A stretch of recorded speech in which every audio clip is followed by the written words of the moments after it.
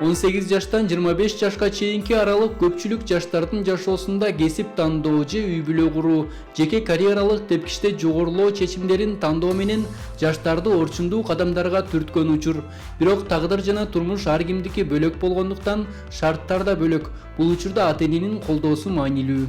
Көпчүлүк жаштарга өтө кыйын ситуациялар жаралат ушул аралыкта 18ден 25 жашка чейинки. Эмне үчүн? Адагы ата-энесинин опекасынан чоң жашоого өтүү аралыгы да секирүү аралыгы. Бул деген нерсе буга чейин сени бирөө сүдүрөп, жетелеп, сага жол көргөзүп жүргөн, анан кийин эле сен жашоодо өзүнчө жол тандоону сенин өзүңө коюп койгон ситуацияны жаратат да.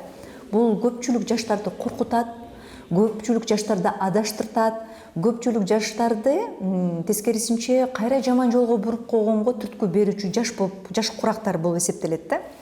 Бул учурда эмне кылуу керек? Бул учурда ал жашка чейин, ошол 18-25 жаштагы ситуацияга чейин үйдө ата-энеси тарбиялаш керек.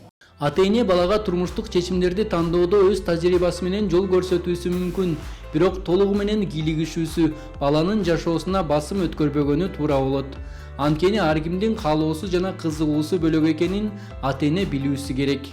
Алдын ала ошол жашка жеткенде, мисалга айтканда, сен студент болосуң, өзүңө багыт тандаш керексиң, кайсыл багыттарга кызыгасың.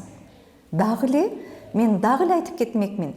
Ата-эненин орду, роль өтө чоң баланын келечегине, баланын жашоосундачы. Көпчүлүк учурда биз балдарыбызга эмне кылып коебуз? Жанагы өзүбүздүн жаштыгыбызда жетпеген эмоцияларыбызды, максаттарыбызды балдарыбызга таңуулап коебуз дагы, балдардагы тандоо сезимин, тандоо ролдорун таптакыр ойнотпой коебуз, аткарттырбай коебуз. Мына ошондой учурда бала өзүнүн жашоодогу функциясын жоготуп коет да.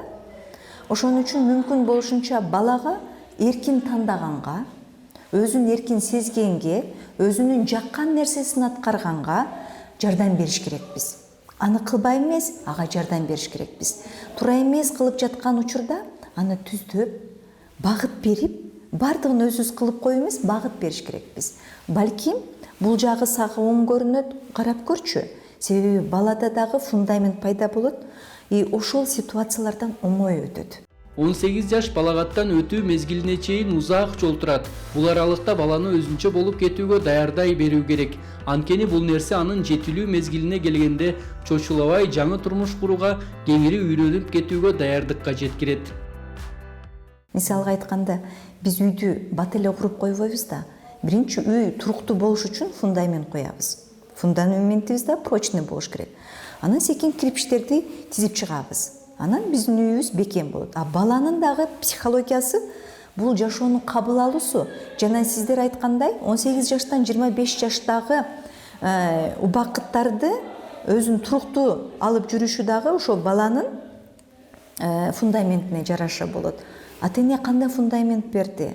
Анын психологиясы ошол өзгөрүүнү кантип көтөрө алат?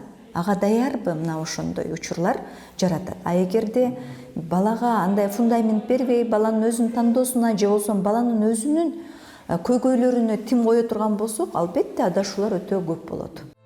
Баланы чоң турмушка даярдоо үчүн төмөнкү нерселерге көңүл буруңуз.